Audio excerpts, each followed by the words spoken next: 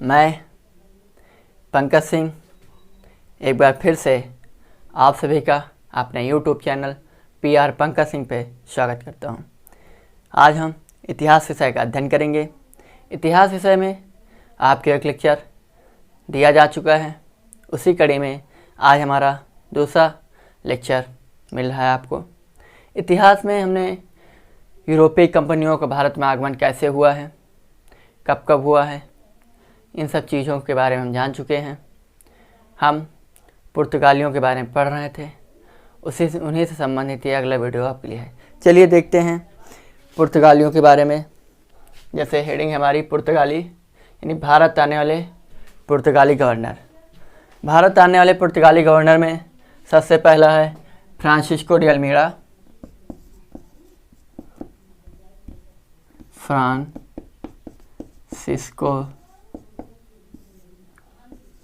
D अल्मीड़ा, इनकी timing है 1505 से 1509। फ्रांसिस्को डी अल्मीड़ा के बारे में कुछ जान लें। फ्रांसिस्को अल्मीड़ा भारत आने वाला प्रथम पुर्तगाली गवर्नर था। इसने ब्लू वाटर पॉलिसी, जिसे हिंदी में नीले पानी की नीति या शांत जल की नीति से भी जानते हैं, अर्थात समुद्र में या समुद्री व्यापार पे पुर्तगालियों का एक अधिकार था, या समुद्र की सबसे बड़ी जो शक्ति थी उस समय वो थी पुर्तगाली। इस प्रकार इसने गुजरात, मिस्र तथा तुर्की की संयुक्त सेना के साथ युद्ध किया और उसे इसने पराजित किया, अर्थात ये विजयी रहा। यह एक बहुत ही शक्तिशाली शासक था पुर्तगालियों का। इसने 1505 में अंजाडीवा, किलवा और कन्नूर में पुर्तगालियों के दुर्ग स्थापित किए, जिससे व्यापार को काफ़ी आसानी मिली। इस प्रकार ये था फ्रांसिस्को डी अल्मीड़ा। आइए इसके बारे में हम कुछ तथ्यों के पढ़ लें।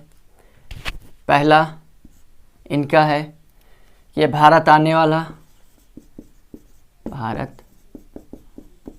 वाला यह प्रथम पुर्तगाली गवर्नर था। प्रथम पुर्तगाली गवर्नर था। दूसरा कि इसने भारत में नीले पानी की नीति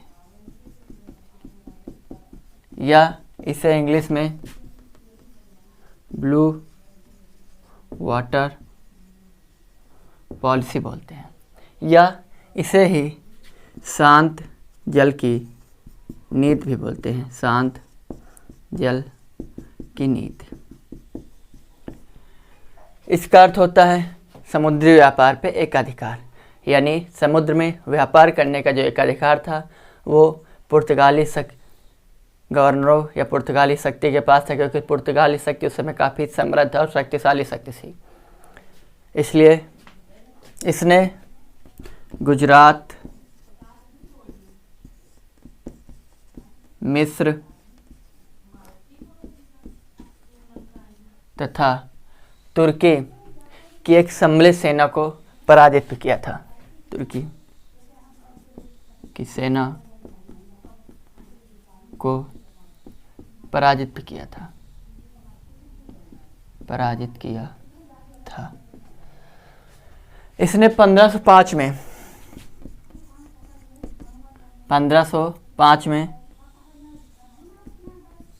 अंजाडीवा,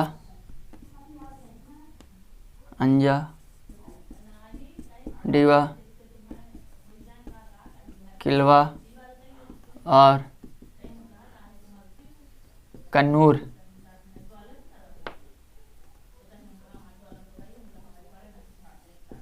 कन्नूर में पुर्तगालियों के दुर्ग स्थापित किए, जिससे व्यापारिक कोठी कहते हैं।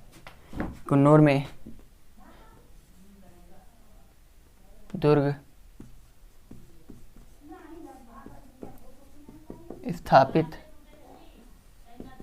किए, जिन्हें या जिसे व्यापारिक कोठी कहते हैं।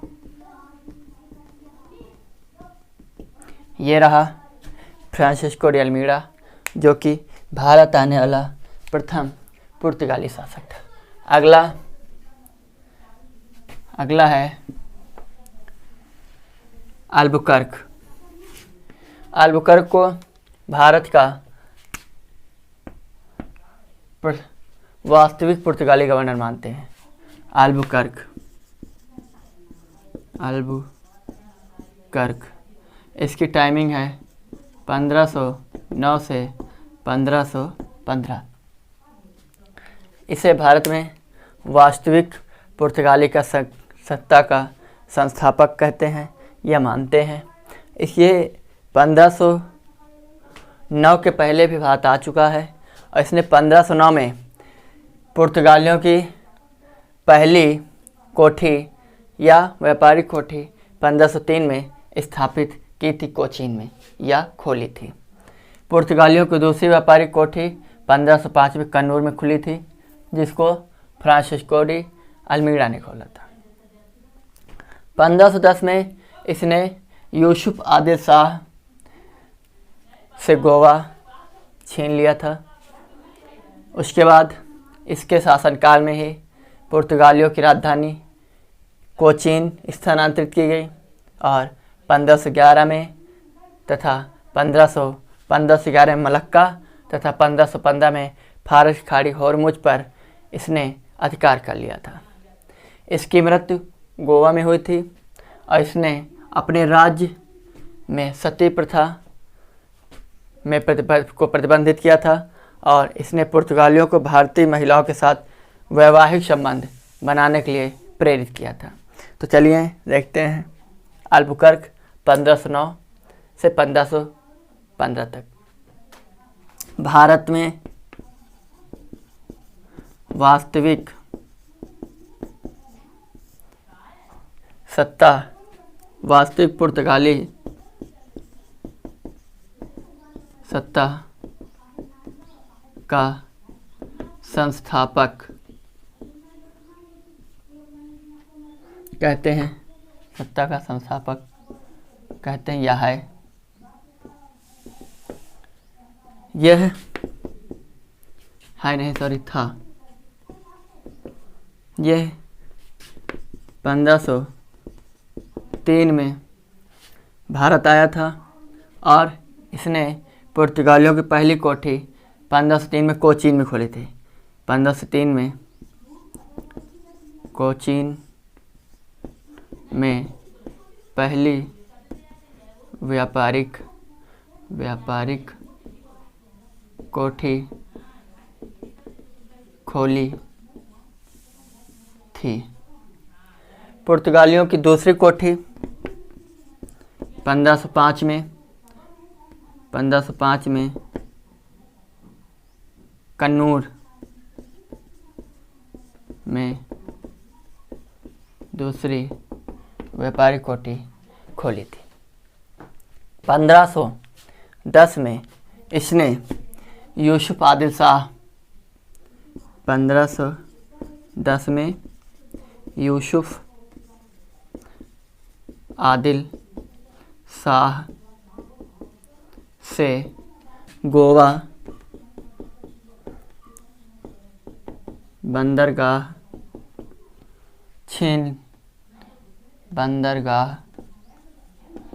छीन लिया था तथा 1511 में मलक्का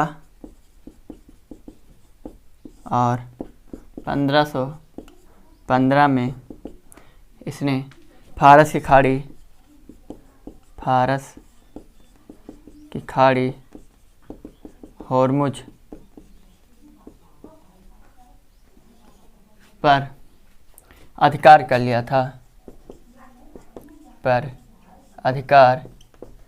लिया था। साथ ही और इसकी मृत्यु गोवा में हुई थी। और इसने अपने राज्य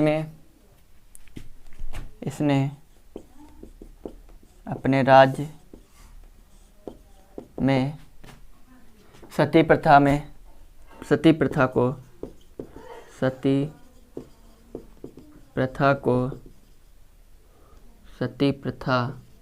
को प्रतिबंधित कर दिया था। साथ ही इसने पुर्तगालियों को भारतीय महिलाओं के साथ वैवाहिक संबंध बनाने के लिए प्रतिबद्ध किया था। ये था हमारा दूसरा और वास्तविक पुर्तगाली शासक अल्बुकर्क 1509 से 1515 तक। अगला है हमारा नुनो द कुन्हा।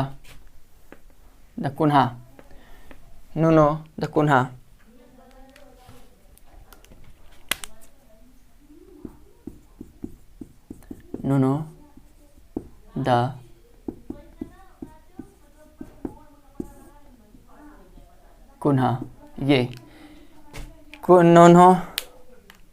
नुनो द कुन्हा जब हुमायूं और बहादुर शाह के मध्य युद्ध चल रहा था तो इसने 1534 में बेसीर और 1535 में दीव पर अधिकार कर लिया था। नुनो द कुन्हा ने इस लड़ाई का फ़ायदा उठाकर इन दोनों जगहों पर अधिकार कर लिया था। पुर्तगालियों का प्रमुख केंद्र भारत में कोचीन से गोवा स्थानांतरित किया गया था। कोचीन जो है वो अल्बुकर्क के समय पर राजधानी बनाई गई थी, मुख्यालय बनाया गया था, लेकिन इसके समय पर इसने कोचीन से गोवा स्थानांतरित की। तो चलिए देखते हैं इसके समय पर।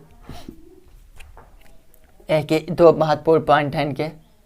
हुमायूं और बहादुर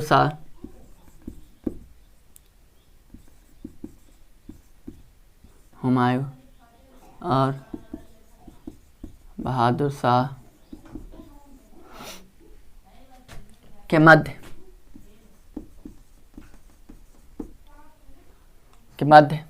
जब युद्ध हो रहा था तो इसने 1534 में बेसीर तथा 1535 में दीव पर अधिकार कर लिया था और इसके समय पर पुर्तगालियों का प्रमुख केंद्र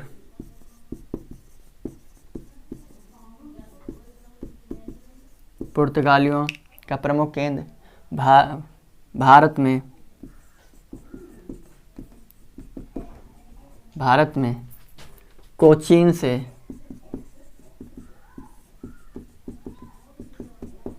गोवा स्थानांतरित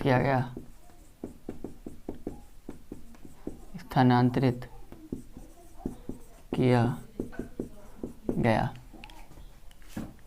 ये रहा नुनो द कुन्हा। अगला है गार्सियो द नोरना।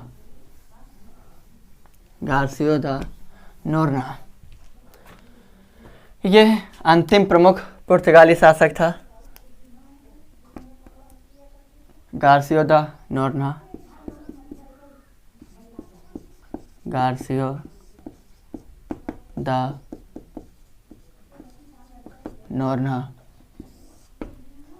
यह अंतिम प्रमुख पुर्तगाली शासक था जो भारत आया था।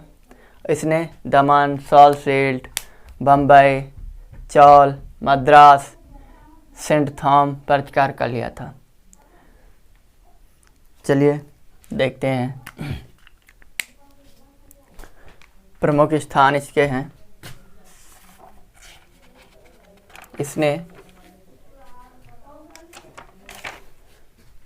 यह अंतिम यह अंतिम प्रमुख पुर्तगाली था, पुर्तगाली गवर्नर था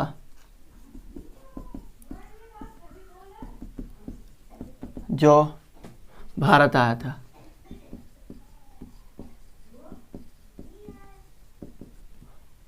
अगला, इसने दमन, सालसील्ट,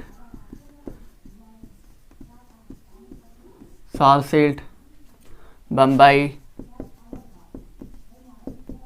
चौल, मद्रास तथा सेंट थॉम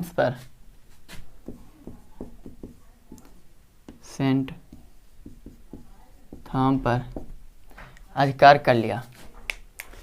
तो ये रहे पुर्तगालियों के प्रमुख गवर्नर तथा साथ ही उनके द्वारा जो भी प्रमुख कार्य किए गए हमारे देश में, उनकी कोठियों की स्थापना, और इनसे कुछ महत्वपूर्ण बातों के बारे में जानकारी ले लेते हैं। जैसे कि कार्च आर्मेडा काफिला, कार्च आर्मेडा काफिला, कार्च आर्मेडा काफिला, यह एक प्रकार की इनकी शक्ति या ये कह लो एक प्रकार का इनका नियम था अपने व्यापार को समुद्र में फैलाने का। जिन किसी को भी समुद्र में व्यापार करना था या समुद्र से व्यापार करना होता था तो उसे परमिट लेनी पड़ती थी, और जो परमिट नहीं लेता था आर्मेडा की शक्ति उसे बाध्य करती थी, आर्मेडा की शक्ति उसे बाध्य करती थी कि आप पहले परमिट लें फिर आप समुद्र में व्यापार कर सकते हैं। लेकिन यह जो नहीं लेता था उसे ये बात करते थे। यहाँ तक कि मुगलों को भी समुद्र में व्यापार करने के लिए आर्मेडा की परमिट लेनी पड़ती थी, अर्थात समुद्र में व्यापार करने का एक प्रकार के लाइसेंस होता था। आर्मेडा उन्हें भी दिया जाता था। आप चाहे कितने भी शक्तिशाली क्यों न हो, पर आपको एक लाइसेंस ज़रूरी है, क्योंकि वहाँ पर समुद्र में पुर्तगालियों का एकाधिकार था, और पुर्तगालियों के एकाधिकार होने के चलते आप वहाँ पर अपना व्यापार नहीं कर सकते हैं जब तक कि उनकी परमिट या उनका लाइसेंस आर्मेडा नहीं ले सकते। इसीलिए पुर्तगालियों को स्वयं का या पुर्तगालियों ने स्वयं को सागर का स्वामी कह रखा था, या समुद्र या सागर का स्वामी कहते थे। कार्च, चलिए देख लेते हैं पहले। कार्च आर्मेडा काफिला। कार्च एक पास था, कार्ट या कार्टेज एक प्रकार का पास था जो समुद्री व्यापार करने के लिए लेना पड़ता था, जो समुद्री व्यापार करने के लिए लेना पड़ता था। आर्मेडा जो है एक शक्ति थी, एक शक्ति थी जो लोगों को कार्टेज या कार्ज लेने के लिए बाध्य करती थी। पुर्तगालियों की वैवाहिक नीति, धार्मिक नीति और 1580 में स्पेन में विलय पुर्तगालियों की शक्ति का कमज़ोर पड़ने का कारण है या असफलता का कारण है। यानी कि पुर्तगालियों की जो धार्मिक वैवाहिक नीति और धार्मिक नीति थी और साथ ही 1580 में स्पेन में जो विलय हो गया था पुर्तगालियों की शक्ति का, वह इनकी असफलता का या इनके कमज़ोर पड़ने का प्रमुख कारण बना। चलिए पुर्तगालियों के संबंधित कुछ अन्य पहलू या तथ्य के बारे में जान लेते हैं। अन्य तथ्य या बातें। अन्य तथ्यों में जैसे भारत में गोधिक स्थापत्य कला या विकास पुर्तगालियों के द्वारा हुआ। भारत में गोधिक स्थापत्य कला का विकास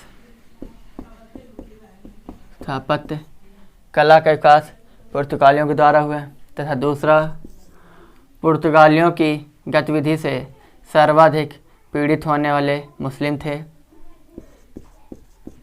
पुर्तगालियों की गतिविधि से सर्वाधिक प्रताड़ित मुस्लिम होते थे या हुए थे। 1540 में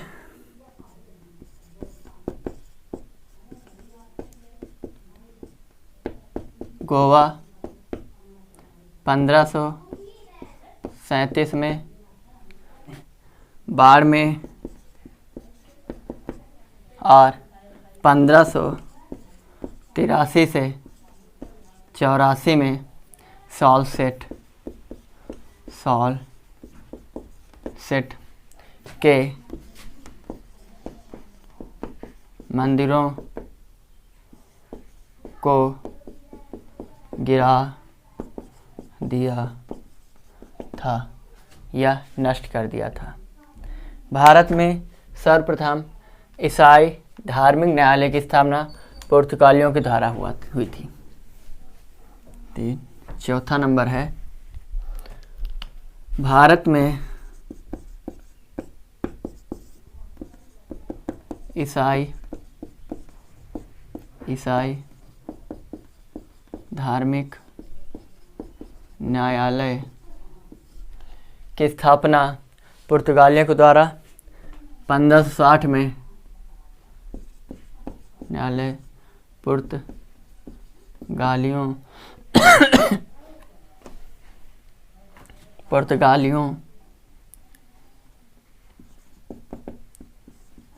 के द्वारा 1560 में गोवा में की गई।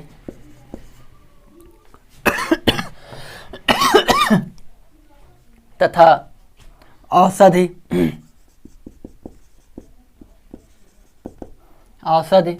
वनस्पति से संबंधित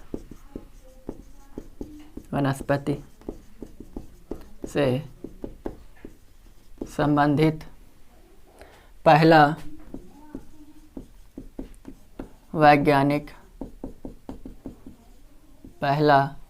वैज्ञानिक ग्रंथ का प्रकाशन 1563 में हुआ। 1563 में हुआ था। भारत में जहाज निर्माण और 1556 में प्रिंटिंग प्रेस की शुरुआत गोवा तथा बम्बई में पुर्तगालियों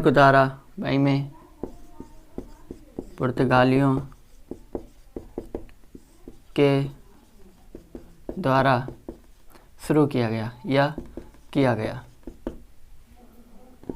तथा कपास,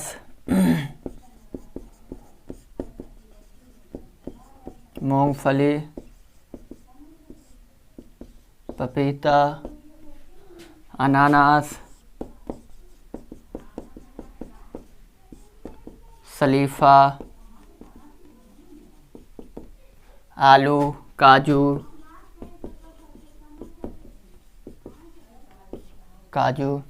बादाम, लीची,